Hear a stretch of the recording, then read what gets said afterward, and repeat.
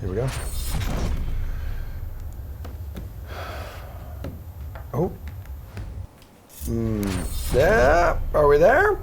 We're in? We are? Okay, I'm looking at the television down here. There it is. Okay. We're here. Great. Just Good the to see looping you. graphic. It's a lot happening. It's Friday. It's very much a Friday for all of us. 60 minutes. Stick with us, please. We're going to try to help you make some money so you can take your wife or girlfriend or boyfriend or husband on a date this weekend and pay for it. He's Adam. I'm Emerson. All that sounds really great. Oh, this show's called The Sweat. If you didn't know by now, and if you didn't, you probably didn't stumble upon us by accident. So Nope. Odds are you did. Anyway, a lot of stuff is going to be happening over the course of this hour. We're going to get into baseball. Obviously, you got Game 3 of the World Series coming up tonight. There's a whole lot of NBA. I think a 9-game slate. We got NFL weekend ahead of us. Sports betting advice is on the menu as well. Why don't we start with our NFL panel? I think that's a good idea. Good. DraftKings contributor Pierce Dietrich is with us. The fantasy girl, Rosalie Michaels, as well. So welcome in, guys. Good to see you.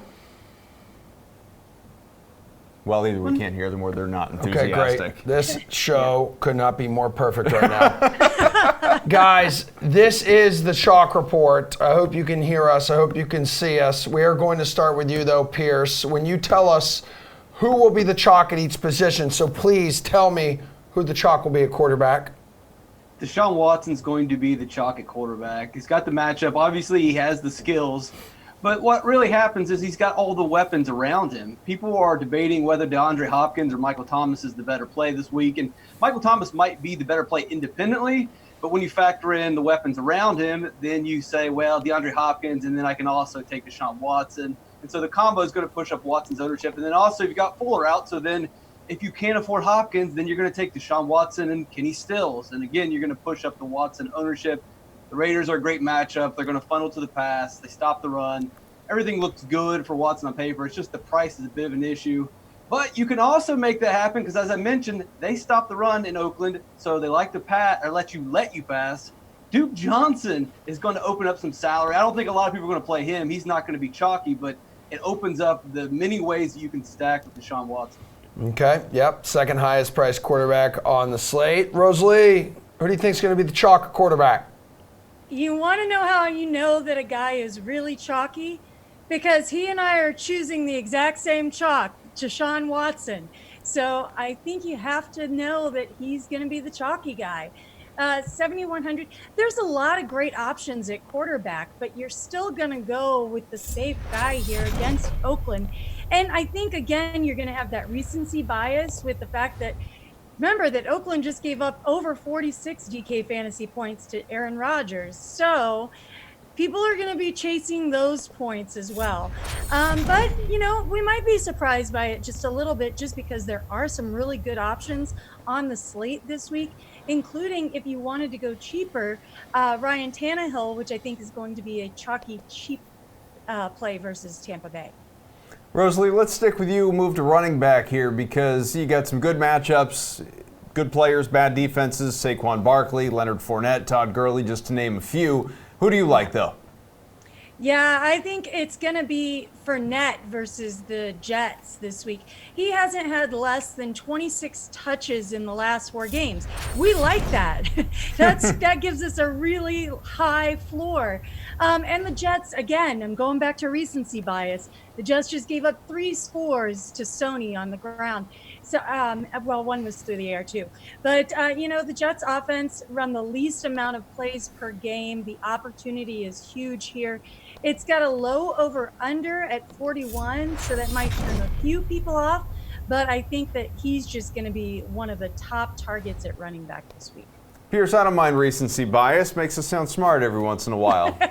Well, all these plays are going to be recency bias because we're predicting the chalk, and the public loves recency bias. So here's another one with recency bias. It'd be Latavius Murray. Now, where we stand today, he's not chalk as of Friday afternoon or Friday evening, depending on where you are. But Sunday morning, he's going to be chalk. There is no way New Orleans is playing Alvin Kamara. If he were playing, he would have come out this week and said, I'm going to play on Sunday. That's usually what the players do. Since no one said anything, I'm assuming that, well, they've released that he's going to be questionable, so that sounds like he's not playing. Peyton's just playing games at the moment, and there's no reason to play him. Latavius Murray is an above average, if not good, running back, and we saw that last week when he ran for, 27 carries for 127 yards, 2 touchdowns, 11 red zone touches. Kamara's had 16 all season, and this is a high-projected game, so if they're going to score touchdowns, you want the guy that's going to be touching the ball in the red zone, and that appears to be Latavius Murray.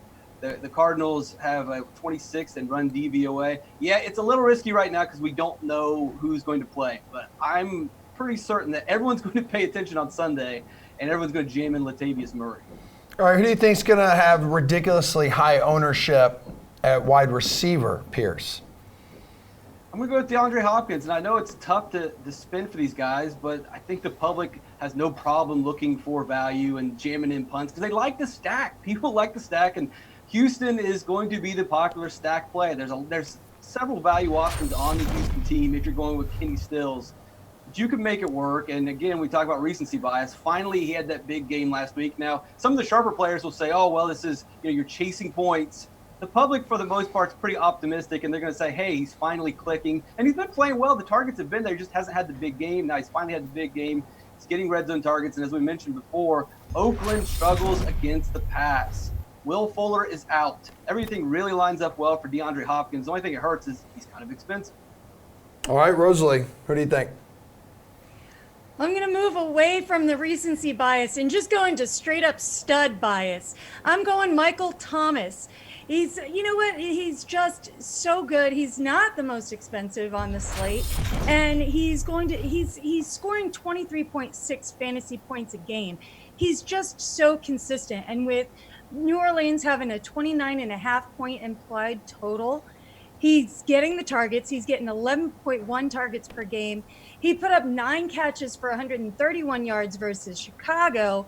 So everybody knows he's just going to explode onto Arizona, even with Patrick Peterson back. He's just an easy play, easy touchdowns. So I'm going Michael Thomas here.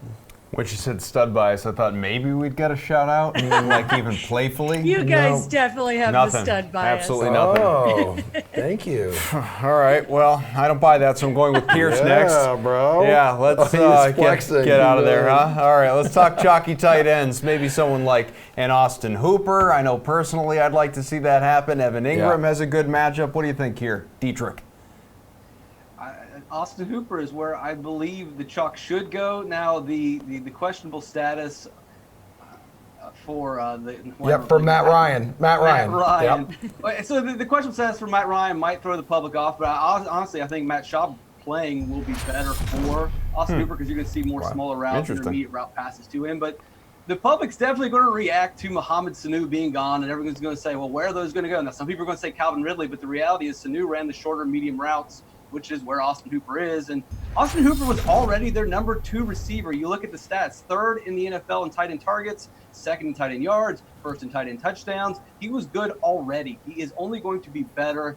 This is a good matchup. Seattle is not very good against tight ends. They've given up 2 really bad games, and they're probably worse than people imagine. 5 games where Seattle's been targeted 7 times to the tight end. Other teams know that Seattle struggles against the tight end, and so does Atlanta. They will feed the ball to Austin Hooper. Rosalie? Well, I know how much we all out there like to find a good bargain, and usually we find that bargain in the tight end bin. And that's where I think that people will go with the tight ends this week because you've got Josh Hill versus Arizona. Cook is probably out. Kamara probably out. Again, everybody knows how bad Arizona is against the tight end, and he's cheap. He's $3,200. You know, he had 3 for 3, 43 yards and a touchdown last week versus Chicago. And so I think that people are going to really get chalky here on the cheap tight end with Josh Hill. Cool beans. We're going to look at some of the interesting NFL bets available on the DK Sportsbook with you two coming up. Plus, we got another four-legged friend joining the program for our parlay of the week. Best part of Fridays. We're going to see who Bullet selects to give you guys an odd boost. First, though, with Pat Mayo with his Week 8 picks. Running back. You go down $100 from Tevin Coleman at $4,900. You have Ty Johnson. And then there's no one after that, it seems. Yeah, I definitely agree. I was curious to get your takes on Ty Johnson. Obviously with the injury to Kerryon Johnson, people are trying to figure out, they only had 3 running backs active last week. So he immediately stepped into kind of all the snap count, all the, 2/3 of the rushing workload, and was kind of equally targeted in the passing game. That would be a really good profile for a $4,900 back with a 28-point total. But they do have Trey Carson, who they can activate. And then they've also activated Perkins off the practice squad. So if they've got 4 running backs active, I feel like the concerns about his market share of rush attempts are there. And that would make it, something that maybe I'm a little bit gun shy on as far as pulling the trigger the first week. I would feel comfortable projecting him with a 15 touch floor or a 60% market share of the snaps based on the way that this game profiles out with the Lions as heavy favorites. That probably mitigates the impact that J.D. McKissic's going to have in the passing game, considering they're just not going to be down and throwing a bunch here. And even when we saw that last week, we still saw a lot of Ty Johnson on the field. So, we know what Paul Perkins is. Trey Carson was just let go and then signed by the Lions. And I don't know how ingrained into the offense either one of these guys are. It seemed like they liked Johnson anyway. He was getting some run when Kerryon Johnson was healthy. So to think that he takes over completely the Kerryon role, I'm a bit dubious of that. Maybe they end up signing someone to come in. Maybe it's Jay Ajayi. I don't know. Probably not Jay Ajayi because no one seems to want him despite glaring running back needs for some of these teams. But conservatively, I think that 60% of the snaps, 15 touches total seems to be about on the mark. And if you're going to tell me in a good matchup, that guy is only $4,900, yet he could have more than that if he plays 75% of the snaps or 80% of the snaps, which is on the unlikelier end of his range of outcomes, but it is in the range of his outcomes. And just looking at all the other guys below this, Cohen, who knows how much he's going to play? Carlos Hyde, not a great matchup with Oakland. That's a situation where you're going to be passing the entire time. Mixon, he reeks at this point. Jordan Howard going up against the Bills, you can't run up the middle against them. Like, you can just make so many negatives for everyone else below him that I don't think that you have to use them. You could use 2 running backs, 3 running backs that are all more expensive if you wanted to. But I do see the merit to using him at $4,900. Yeah, I definitely agree with that. I think the only other guy I would even consider as like a punt based on the pricing was David Montgomery. He lost a lot of work to Tariq Cohen last week, but if the Bears are able to play from ahead, if they're able to run the ball more than they did last week, then perhaps that is a situation where we see a little bit more of Montgomery. But I think the biggest decision for me all week will just be trying to decide between one of the Patriots backs or Ty Johnson, and ownership can help dictate that a little bit, but I usually care less about ownership at the running back position compared to really any of the other positions. Cardinals have shockingly won their last 3, and the South leading Saints are going to get Drew Brees back after Teddy Bridgewater ran the table during his absence. So will Brees extend that winning streak to 6? Yeah, extended to 6. This game to watch is week 14. I think it is San Francisco at New Orleans. That will be for home field in the NFC. That's going to be the game. I think the Saints are headed towards a 14-2 season. Seahawks perfect on the road. The Falcons, they're just terrible. 5 straight losses. Matt Ryan is also dinged up. Is it safe to assume both those streaks continue? Yes, I think that I've told you for weeks now, I don't think the Falcons are going to beat anybody. And I know that the owner gave the vote of confidence, which is the kiss of death, to the coach. I think the end is, I'm not saying he's going to fire him in season, because I'm not a believer in firing guys in season. I don't think it works. So, but I think this is it. A lot of times when you get to the mountaintop, and let's be honest, you as a Patriot fan got the gift of all time. 28-3, they're up in the Super Bowl. Yeah. They have not recovered from that, but how could you? Because that was the worst colossal collapse in the history of professional sports. Worse than even anything Seattle did on the goal line. Worse than anything I've seen in any sport. 28-3 up. There was no mathematical way for the Pats to win that game, and they did. Yeah, in mid-third quarter nonetheless, too. Yeah, ridiculous. If you had locked the coaches in a room for the rest of the game, they would have won by 17. Giants and Lions both riding 3-game skids, so something has got to give in Detroit. Home team is favored, but which one's this going to go to? Giants aren't capable of beating anybody with a heartbeat. The Giants really should have one win this year against the awful Redskins. They didn't really win the game against Tampa. They got a gift. He missed a chip shot field goal. I think the only question is, do the Lions blow them out? I think the Lions win. The question is, do the Lions blow them out? Bills still have the second best record in the AFC. Amazing to think about that. And the slumping Eagles have lost their last 2. So is Buffalo just going to keep on shocking the world for another week? No, I say no. I think the Eagles got to snap out of it. I think the key is, again, look at the injury report. When the Eagles line up their wide receivers and bring everybody back to the dance, they will start winning. The Eagles can run the last 5 games out. If you look, they're games that are very winnable, but they've got to win a couple here in the body of this to stay alive, because if they can stay close, they will run their last 5 games. They're not dead, but they've got to get healthy in a hurry. I think the Eagles win. We got to talk about the Jets. Haven't won on the road. In fact, they've only won 1 time so far this year, now in Jacksonville to face the Jaguars. We're getting close to Halloween. Is anyone going to jump out and yell boo at Sam Darnold? You know, I don't even know where to start on this one, okay? I didn't think it was possible, and I know you know, but I don't know if everyone knows the abject hatred that Belichick has for the Jet organization. Because true. not only did they was that part of his most embarrassing moment when he, came apart at that press conference when he scribbled, resigning from the, NYJHC, right. The whole thing. But then came, of course, the fact that Mangini, who he thought was going to be a big coach, came down against his wishes to become the head coach. He locked Mangini out of the building. Mangini then turned him in on the Spygate stuff. Since then, he has spent his life wanting to embarrass the Jets, and he has continuously been able to do it on national TV. I did not think it was possible anymore for him to continue doing it, but he found a way to do it again on Monday night, and it was mortifying. There was no other word for it. The Jets would have to basically climb 2 flights of stairs to get back to sea level. That's how low they are right now. I mean, it is so bad for their coach, for their offensive line, for their quarterback, who, as you know, you made the joke of him seeing ghosts.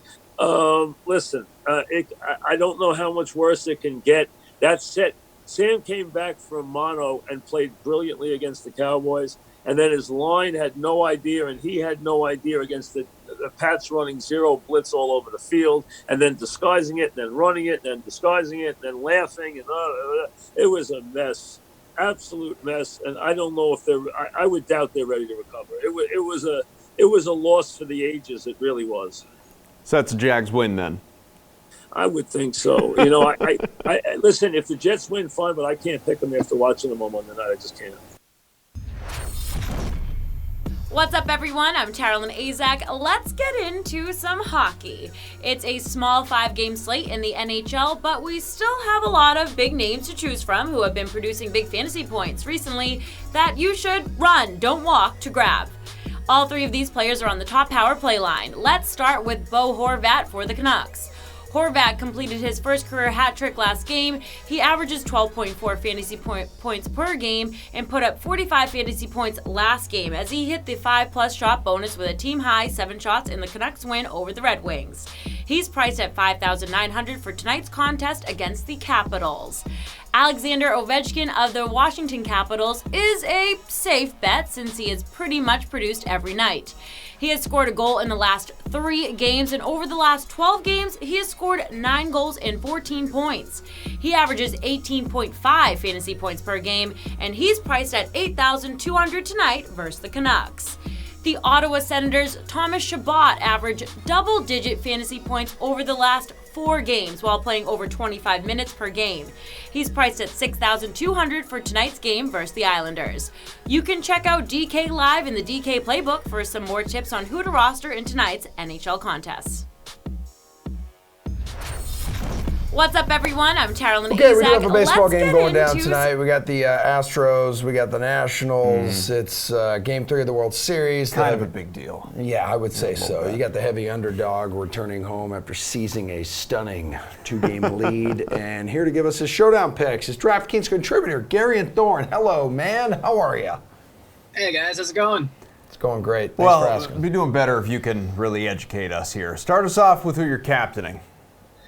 Yeah, I was actually looking at 2 guys to be my possible captain on this slate, and then Davey Martinez made things really easy for me by not playing Howie Kendricks. So I think the guy I'm going to focus a lot of my lineups around is Jose Altuve. And it's not just because he's been the best Astros hitter throughout the entirety of the playoffs. And it seems like if anyone's going to save this team, it's going to be Jose Altuve. But I think the way you want to go about attacking, this Washington Nationals staff in general with solid contact hitters, but Anibal Sanchez specifically, is by finding hitters who have succeeded against right-handed cut fastballs so far this season, because really the cutter is the pitch that saved Anibal Sanchez's career. He's thrown it a career-high 23% of the time so far this season.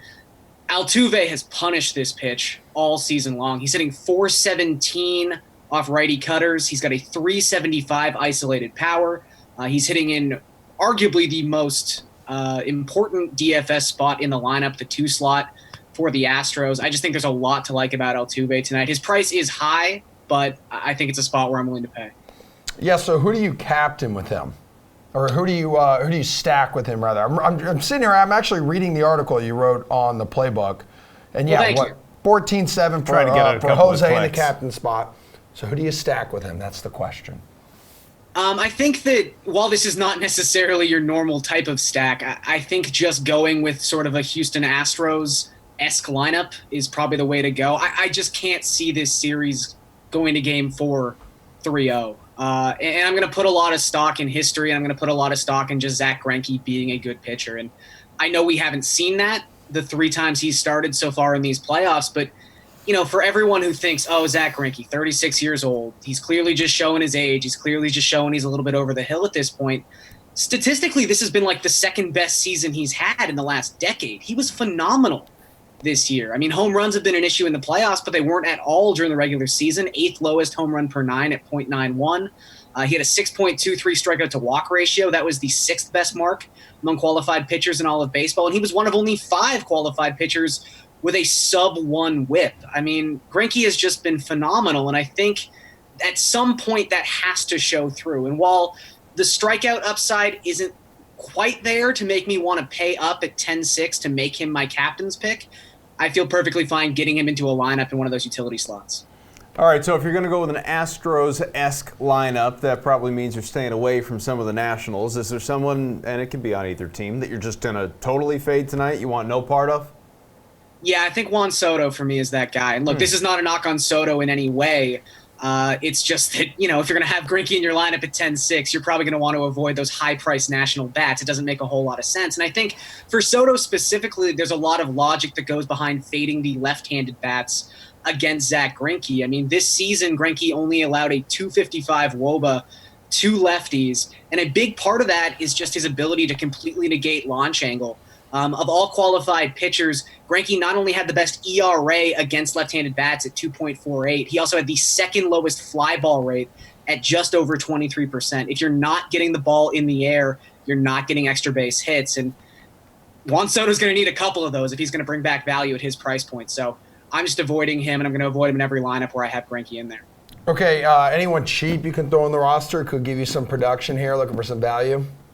Yeah, I mean, we go to the bullpen a lot in the playoffs for these showdown contests, and I think when it comes to the Nationals, because they just don't have that many guys they rely on, it makes really leaning on these $3,000 pitchers the way to go, and a trustworthy way, really. I mean, Sean Doolittle has appeared in 6 of the last 8 games the Nationals have played. In 4 of those 6 games, he's gone back out after pitching an inning. So it's not just, get Doolittle in there, he'll give you 3 or 4 points. He could legitimately get you to 6, 7, 8, 9 points, depending on how this goes. And with Davey Martinez announcing that Patrick Corbin would definitely not pitch in this game, he's 100% going to start Game 4, that means Sean Doolittle is the only left-handed pitcher in the Nationals bullpen. So you really have to expect he's going to show up at some point in this game.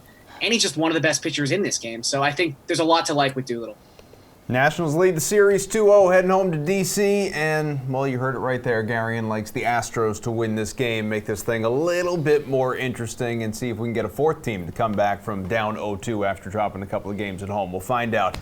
All right, that'll do it for our Baseball Talk segment. Garion, thank you very much. We will see who Alex Barutha is rostering on tonight's NBA slate immediately following this week's DFS Edge podcast, talking Patriots-Browns, because that's what we like to hear about. Adam, talk to me about why we should not play the Patriots defense at 4,300. Yeah, I mean, it's getting hard to make a case to not play them at 4,300. I mean, it's not even their defensive line. Their secondary is so good, and we're going to see Stephon Gilmore likely shadow Odell Beckham, and you can make a good case that Stephon Gilmore is the best cornerback in the entire NFL right now. And with all the problems that Odell has had and Baker has had, they're coming out of the bye. They're coming healthy. Hopefully they've had some time to regroup and reset. It's just such an awful spot for them to try to reset against. On the other side of the ball, Josh Gordon was placed on IR. They made the trade for Mohamed Sanu. I don't know how quickly Mohamed Sanu is going to be able to play. I kind of think that they still go with Edelman, Dorsett, and Jacoby Myers here and maybe mix Mo Sanu in a little bit. But I could be wrong. They could end up playing Mo Sanu and kicking Edelman out wide more and playing him with Dorsett in that 3-wide set. So, yeah, I mean, I wanted. I think people are massively overreacting to the Sanus. I was going to say Sanu news, and I almost had a little tongue twister there. He isn't a guy who's going to soak up 20% of the targets. Yeah, and I think people are acting like, oh, he's on New England now. He's going to get 20%. No, he's not. Right? Well, you got Edelman, you got White. They're low. Those two guys kind are of the biggest beneficiaries. A low volume pass game, anyways. Yes. I didn't even try to add Sanu in any of my season long leagues. Maybe that's a mistake, but it wasn't that exciting. Even Dorsett in a limited role last week had 4 targets, right? I mean, granted, it was a game that they ran away from everybody, and the running backs had all the work. That's what we're seeing more, is that Michel, as inefficient as he's been on the ground, right? He just does not look like he's running decisively, but they're using him as the 1 and 2 yard line guy, and it's resulting in a lot of different touchdown opportunities. Brandon Bolden getting a lot of usage recently, at least more, enough to tilt my face off, right? With as much as I've been wanting to play James White. And I'm still wanting to play James White at 5,100. You're getting a wide receiver 1. 8 targets, 9 targets, 9 targets, 10 targets, each of the last 4 games as everybody on the outside is gone. And they're very easily convertible. 7 catches, 9 catches, 6 catches, 8 catches. I don't care if I'm not going to get 10 or 15 carries out of James White, as long as I'm getting a wide receiver 1 and a guy that has not scored. There is not many paths to failure for James White right now on the Patriots. He's had 3 touchdowns called back. He only has 1 on the year. If he has, we talk about guys that can get there on volume alone. At 5,100, here's a guy that can get there on volume alone. And we know that we have a floor no less than 11.9 DraftKings points in any one game this year from James White. If he can actually find his way into the end zone and not have it called back for a flag, we might be looking at a 20-plus point fantasy day at 5.1K. Hello, I'm Brendan Glasheen here with DraftKings contributor Julian Edlow. We are getting you ready for College Football Saturday presented by Wrangler. Julian, we've got 9 games to choose from in this contest. We're going to start with the matchup in the Big 12. 2 prolific offenses, Oklahoma State, number 23, Iowa State. How do the Cyclones avoid an upset in what could be a very high-scoring affair? Yeah, it would have been really nice if Oklahoma State could have gotten that win last week and have a little bit more momentum coming into this one. They were kind of a letdown in that game. And then you look at Iowa State, the Cyclones coming off back-to-back road victories. That's tough to do in this league. So I just think that they're the better team. They're the more proven team. And while Oklahoma State will be hungry to bounce back from their loss, Iowa State's just too good. All right, over in the Big Ten, number 13, Wisconsin is coming off that shocking loss to Illinois. Now the Badgers have to take on an undefeated and number 3 Ohio State team. Can they rebound from that tough L with a great performance on the road against the Buckeyes? I think they can rebound with a good performance. If anything's going to lock Wisconsin in, it's an embarrassing loss like that. The biggest upset of the college football season so far. So the worry, though, is if Wisconsin can play that bad against a team like Illinois, then maybe they aren't that good. So I do think that Wisconsin is going to give Ohio State their best shot, but Ohio State might be the best team in the nation. I don't think it's going to matter. I think Ohio State keeps rolling. All right, and finally, we move to the SEC for the Tiger Bowl. Number 9 Auburn and number 2 LSU. Auburn is trying to snap a 2-game losing streak to the number 2 LSU Tigers. What's it going to take for them to come out of Baton Rouge with a win? It's going to take a pretty perfect game because LSU has been near perfect so far this season, and it's because that passing game. Joe Burrow, probably the Heisman favorite at this point. He's got great guys to throw the ball to, and I just don't see this Auburn defense, although good, stopping the LSU Tigers offense. So I think that LSU, a team that's going to make a lot of noise in the college football playoff, and get the win here. He is DK Live's Julian Edlow, DraftKings contributor. I am Brendan Glasheen. That is a look at some of Saturday's top college football matchups presented by Wrangler. Oh, we got 9 games on the fantasy basketball slate tonight. It's nice to have NBA back. We're here to help you choose between the top 2 DFS options at each position with RotoWire's Alex Barutha. Welcome in, bud. Thanks. How's it going? Good. Good to see you. Yep. So, need you to pick one, roll off the other, which is why this segment is called Pick and Roll. Makes a lot of sense. It does make a lot of sense. Close. Alex, you only have 2 players on the slate priced over 10K. Karl Anthony Towns checks in at 10.8. Anthony Davis, 10K even. Who's worth paying up for here?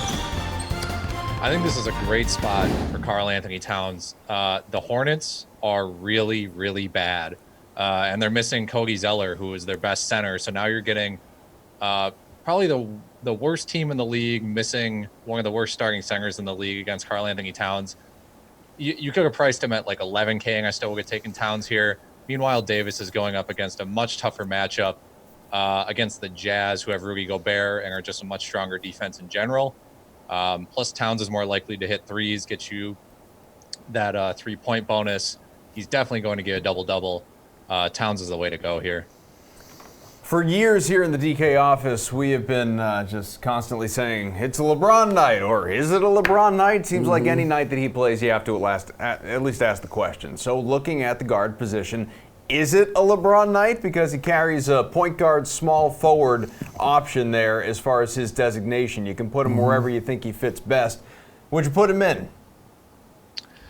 I mean, the flexibility is always nice, but I'm going to go back to this matchup against the Jazz. I don't particularly like it. I think the Lakers are favored here by maybe 3.5. I think the Jazz are probably, maybe without Bogdanović, it's a little, the game is closer, but I think the Jazz could easily win this. I'm going Kyrie here if I had to choose at point guard.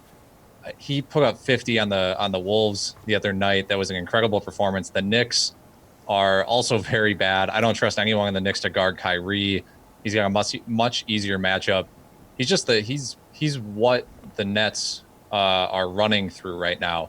So I just don't think the Knicks can guard him at all. I would rather spend down a little bit, get Kyrie in an easier matchup. Yeah, save $500. And remember, DFS doesn't care if you win or lose games. It just matters the output of the individual guy. 76 points for Kyrie last time out. DK points.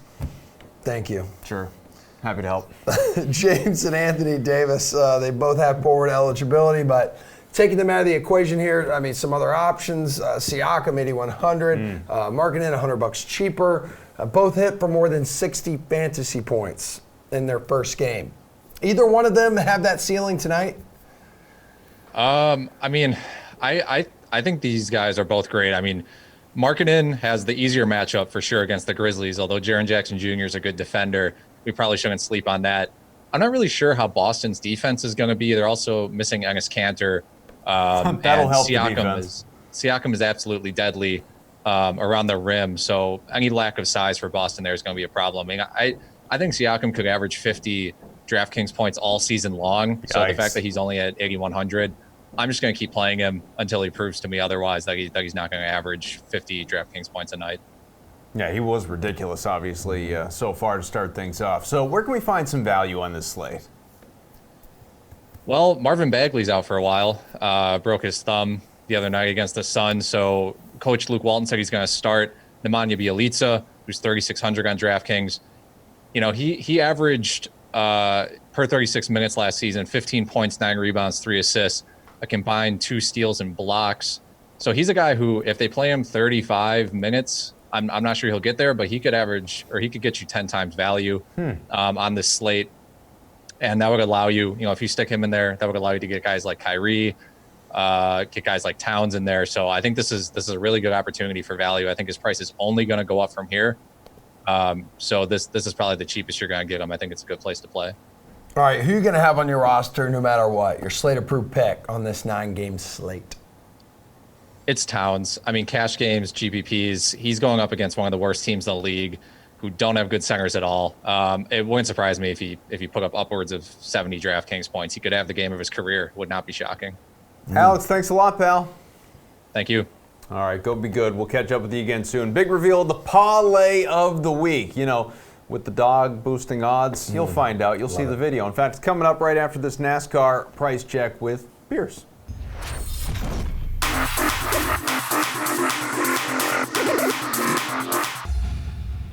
Welcome to the price check. I'm Pierce Dietrich. Let's look at the salaries for Martinsville, whose salary jumped up this week. Martin Truex Jr., $10,800 up to $11,400. He has 4 wins in the high horsepower package. He should have won at Martinsville last fall. Denny Hamlin, $10,500 up to $11,000. JGR has won almost every one of the high horsepower races. He should have won at New Hampshire a couple months ago. Kyle Busch, $11,400 up to $11,800. 2 of his 4 wins in the high horsepower package. Finished 3rd at Martinsville in the spring. Could have won if he had better starting position. Whose salary dropped this week? Kevin Harvick, $11,000 down to $10,500. Probably not going to beat the JGR cars, and he hasn't been that good recently at Martinsville's best race was back in 2016. Kurt Busch, $9,000 down to $8,500. This is probably his worst racetrack. He finished 12th in the spring, and that's about as good as it's going to get from Kurt Busch at Martinsville. Austin Dillon, $7,200 down to $6,700. Austin Dillon Chalk Week! Is that a thing? Can that be a thing? Look at his place differential. 6 of his last 8 races at Martinsville, plus 25, plus 12, plus 12, plus 15, plus 15, plus 18 place differential points. That's a lot of place differential points! Favorite play of the week, Brad Keselowski, $9,500. He led 446 of the 500 laps for a total of 199 fantasy points. How's this guy not the most expensive? Chase Elliott, $9,800. He ran 82 fast laps. That was the most. He did it from 2nd place. How's this guy not more expensive? All right, guys, check out the DK Playbook for your DFS information and needs. If you have NASCAR questions, hit me up on Twitter at @RaceForThePrize. I'm Pierce Dietrich. Catch me on DK Live. We want to play a little game we call Pro or No. So I'm going to rip through some names. You're going to tell me if it's a real NFL player, past or present, or if it's just totally made up. You ready? Okay. All right. All right, so the first one we have here, Earth Wind Moreland. Pro. Yeah, real. Cornerback, member of 8 NFL teams from 2000 to 2006. Very good, 1 for 1. Next one, Kim McQuilkin. No. Oh, it's real. Falcons and Redskins quarterback, 74 to 1980. Hey, I know. Yeah, we're going way back, dude. All right, next one. Hercules Lumpkin. No. Yeah, that's definitely not real. Good job. Okay, so 2 for 3, 2 for 3. Fourth one, Salty Pepperdane. No. Good. You are not bad at this here, Shelby. You were 3 for 4. So crazy. I feel like it could be real. Dude, you should hear some of the baseball names we play with some of the MLB guys. Okay, we have 3 more for you here. Reggie Tongue. Pro. Yeah, safety for play for 4 NFL teams, 96 to 2005. Good stuff, 4 for 5. Joe Bob Farnan. I'm gonna say pro. Fake, dude. Fake. All right, 4 for 6. Let's wrap you up here. Jamal Fudge. A delicious sounding name. Jamal Fudge. I'm gonna say pro. Yeah. Jags and Falcons defensive back, 2006 and 2009. Good stuff, dude. Like 5 for 7, man. Hey, I got skills. What can I say? Yeah, all right. Well done. Shelby Harris of the Denver Broncos. Thanks for making some time for DraftKings, man. We do appreciate it. Man, thanks for having me. Really appreciate it.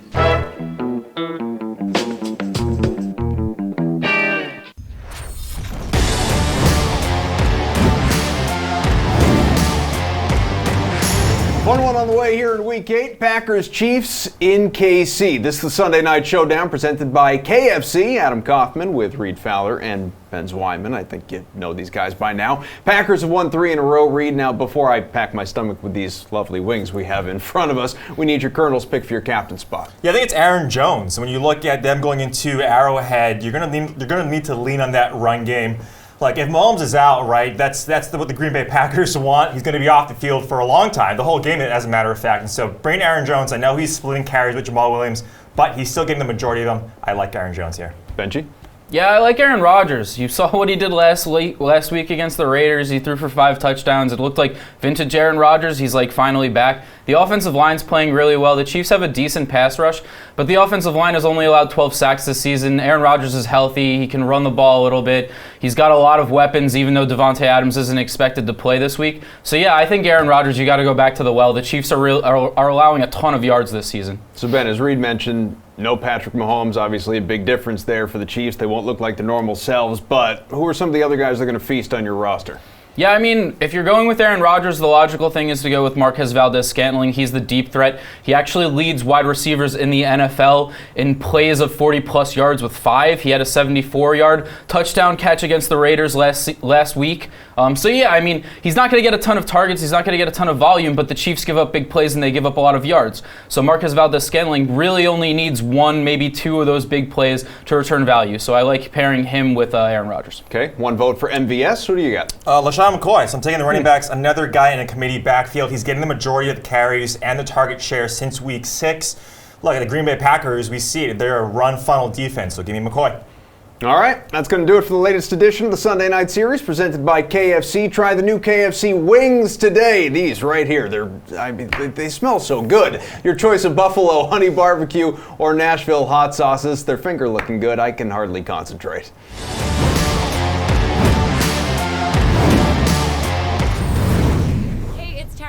Here with your DK Fantasy Flash. DeAndre Ayton has been suspended for 25 games as he tested positive for a diuretic, which is commonly used to hide the use of PEDs. This is a tough one for the Suns since they were looking sharp in their season opening win over the Kings. Ayton said in part, "This was an unintentional mistake, and unfortunately I put something in my body that I was completely unaware of. I do understand the unfortunate impact that this has on so many others, and for that I am deeply sorry." It won't be easy to replace Ayton's production on the court, but someone has to, and that person could be Aaron Baines. The former Celtic played just under 10 minutes during Wednesday's matchup, but he should now see a large increase in minutes and could become someone to keep an eye on for your fantasy lineups. Against the Kings, Baines put up 5 points, 2 rebounds, and 1 assist with 2 turnovers for a total of 8.5 fantasy points. Baines will get the start tonight as the Suns take on the Nuggets at 9 p.m.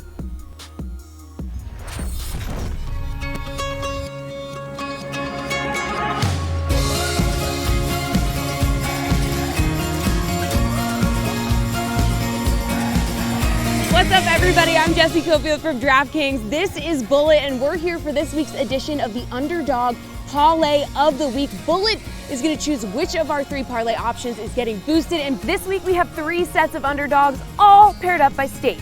The first group is the New York teams. We got the Jets, who face the Jaguars, parlayed with the Giants, who take on the Lions. Next, we travel down to Florida, where we have the Buccaneers, who will try to take down the Titans, combined with the Dolphins, who will face the Steelers on Monday night. And finally, we have the Cali teams, which include the Raiders, who take on the Texans, parlayed with the Chargers, who face the Bears. Bettors, our dogs have come through. The parlay has hit before. You're gonna wanna get in on this action. Let's find out who Bullet is gonna choose. Are you ready, Bullet?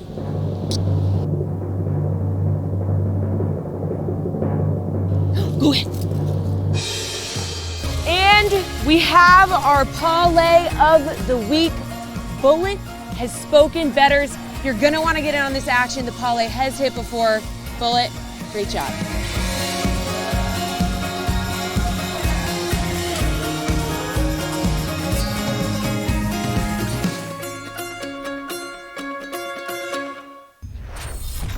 Well, we've reached the last segment of the show, and we're ending with a bang. How about that? NFL panel back once again. DraftKings contributor Piers Dietrich, the fantasy girl Rosalie Michaels. Great to see the both of you, and great to talk parlay. Yeah, it is. What an adorable little Bullet, I believe, was her name. Sounds right. I'll trust you. But yeah, sounds great. Okay. But this segment, though, is called What Are the Odds? And in this segment, we take a gander at a few interesting bets on the DK Sportsbook for this weekend's slate.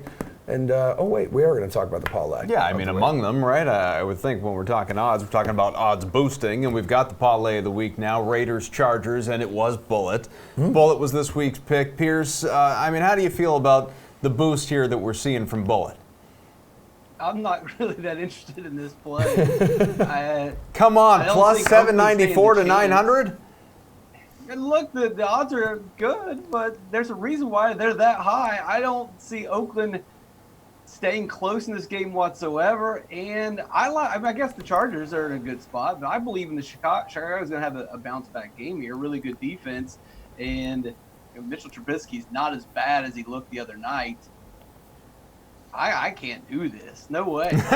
I mean, maybe the dog knows something that I don't know, but dogs are very smart. I was going to say we've had them hit in the past. Yeah, it has happened. Like 7-8 weeks here. It's happened. It's been close other times. Rosalie, I mean, I get that Pierce is not an Oakland guy, but damn it, any given Sunday. It's true. Exactly. And it's not like Oakland can't score points. They can score points, and they have been scoring points. And you know what? Houston, not great against the pass. They're giving up a lot of points, and we're going to talk about that in a little bit. But so I could see it happening, and with the boosted odds, I don't hate it at all with Oakland versus Houston. We're all high on Houston, but Houston's defense has not been that good. And Oakland, like I said, they can score the points. So I think it's a high scoring game. The over under on that one is 51.5. So like you said, any given Sunday, I can definitely see Oakland doing it. And the Chargers as well. The Chargers have been pretty pitiful. Let's not kid ourselves. Their defense is okay. On offense, though, they're going to be missing Keenan Allen. But they have Hunter Henry. They have Austin Eckler. And yeah, it's a good Chicago defense. But Chicago's offense is terrible. I'm going to disagree with you, my friend. I think Mitch Trubisky looks awful. So I think the Chargers, He's I terrible. think both Not of a good these are quarterback. playable. I like it. I like the boosted odds. I'm going with Bullet on this one. I like the I don't hate it. Anytime I hear one of our analysts say I don't hate it, I immediately think of Ulrich. That's a big Jeff Ulrich thing, is I don't hate it. And it's just, it's polite disagreement. Like, you could do it. It's not my money. I wouldn't.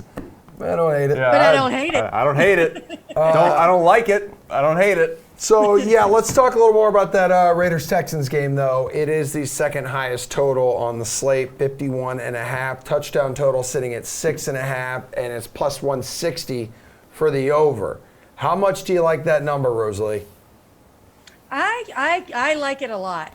Like I just said, this is going to be a high-scoring game. You look at it, no quarterback against the Texans has thrown the ball less than 33 times. And you know what? Derek Carr likes to throw the ball. He's got Darren Waller there to throw it to. He's got a good offense that is scoring points. So I like it a lot. And now we've seen 3 quarterbacks reach 43-plus attempts. The only quarterbacks who failed to throw a lot against this Houston Texans defense is Minshew and Kyle Allen. And they're really hurting at cornerback, the Texans are. They've got their 3 top cornerbacks really hurting and or out.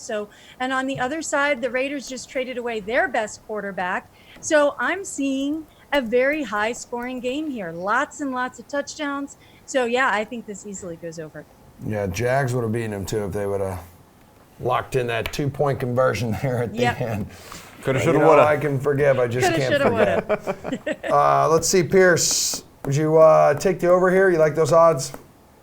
I'll take the over. I don't know if I necessarily like the odds because 7 touchdowns, that's a lot of touchdowns. And you really need both teams.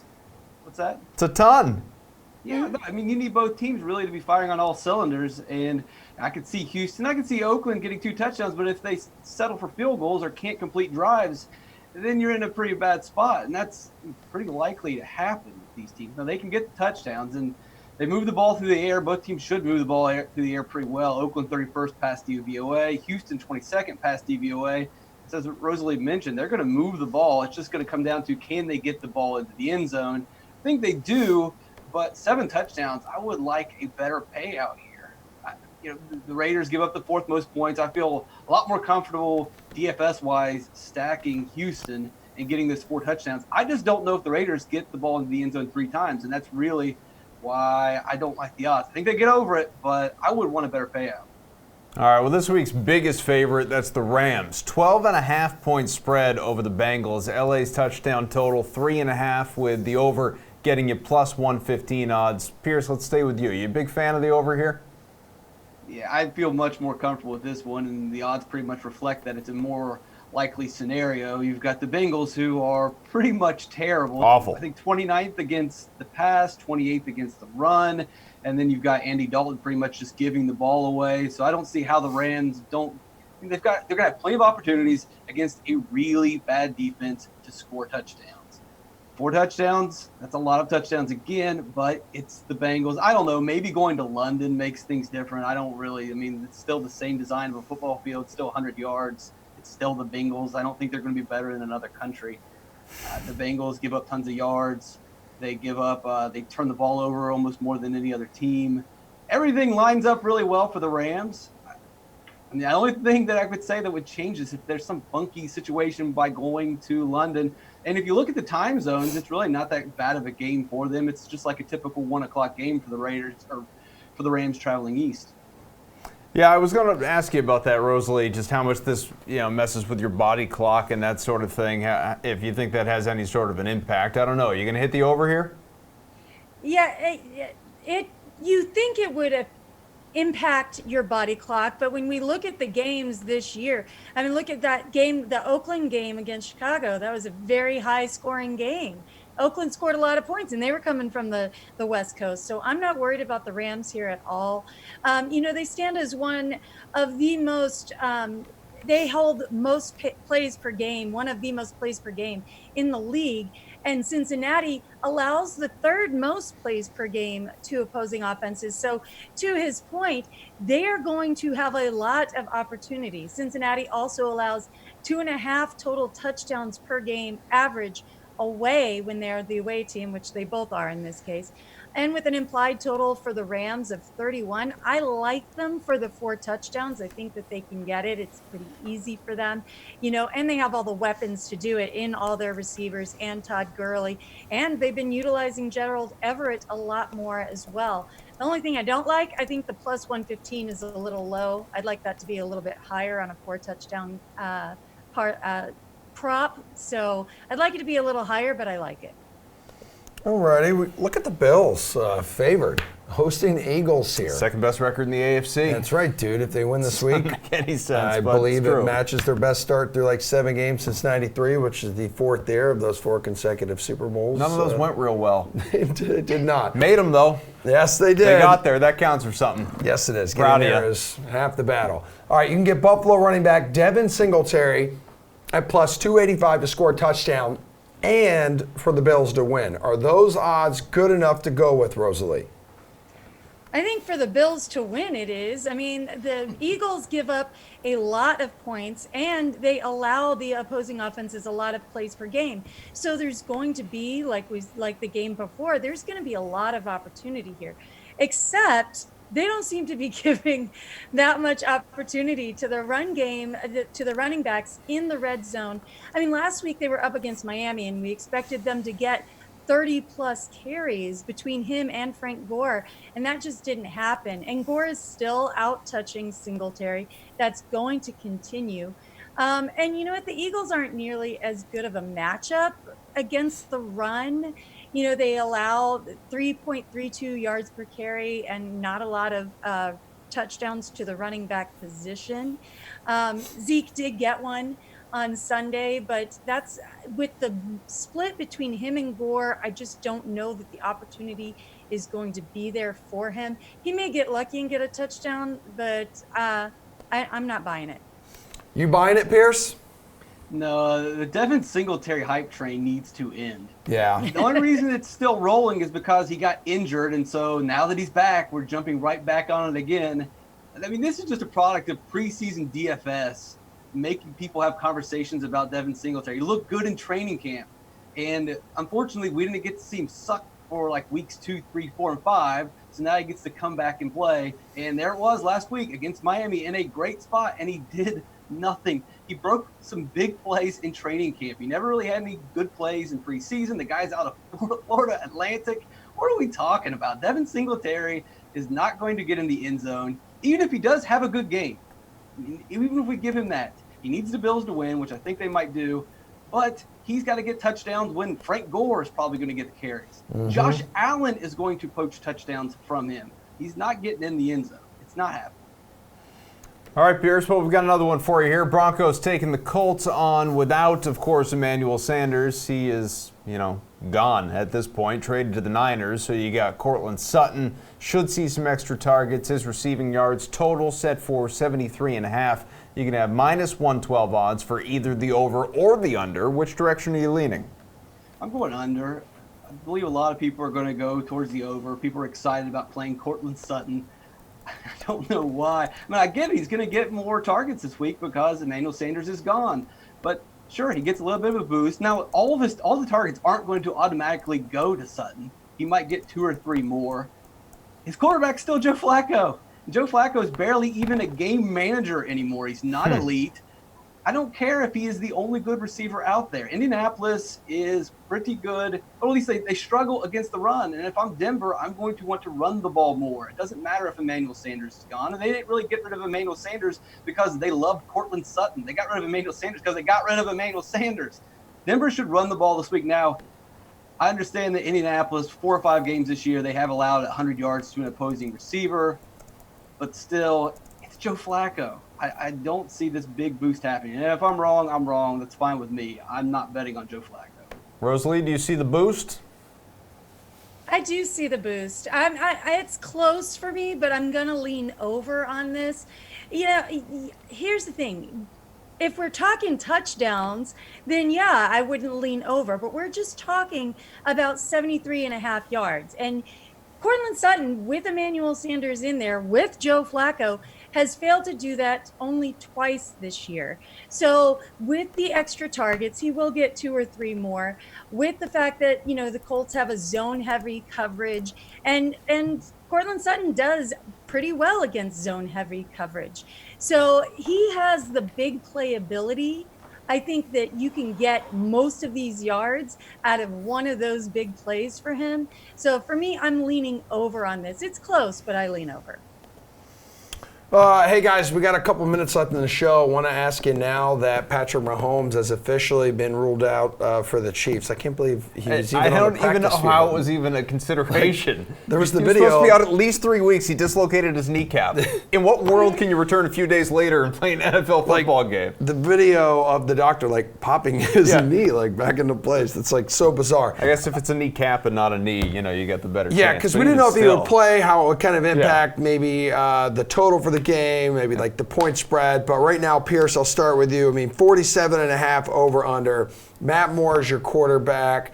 You're taking on the Packers at home, Sunday Night Football. Which way are you leaning on that? I will take over. Yeah. I just, like you guys said, no one really expected him to play that much. This line was probably set in advance. Yeah. It was set in advance.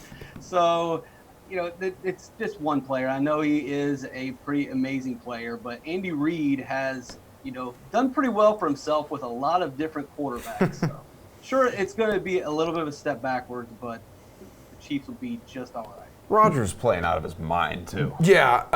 Rosalie, what chance do you give the Chiefs here? You think there's a chance the Chiefs actually cover? They are 4-point dogs at home. Yeah, it's funny. You know how Mahomes comes back? Because he's Superman. He is not a normal human being. That's why he's so good at coming back, right? He does things none of us can do. So, yeah, I actually do like the over here. I think that it's going to, like you said, Aaron Rodgers is on fire right now. He's got everybody but Devontae Adams back. There's going to be a lot of scoring in this game because even though Green Bay's defense is good, KC's defense is not that good. Mm-hmm. And Green Bay's defense is not that good against the run. So I think we can hope to see a good amount of LaShawn McCoy and some Damian Williams in there as well. And we saw that Matt Moore is serviceable. He can get the ball to Tyreek Hill. If you get the ball to Tyreek Hill, you're going to be okay. If you can get the ball to Travis Kelce, you're going to be okay. So we don't need him to do all this magic. And yeah, Andy Reid has dealt with a lot of quarterbacks and done well with them. But, Alex Smith, he didn't do quite as well as he did with Patrick Mahomes. Patrick Mahomes makes things easier, but I still think this is a high-flying offense, even with Matt Moore in there, and I think it goes over. Could be another Aaron Jones game for Green Bay because I think Devontae Adams is doubtful. So he's still doubtful. Yeah. All right, guys, good stuff. Appreciate it. See you Sunday. What time? 11:30? Sunday, 11:30 here. We'll be on 11 o'clock on SNY in New York City if you feel like watching that.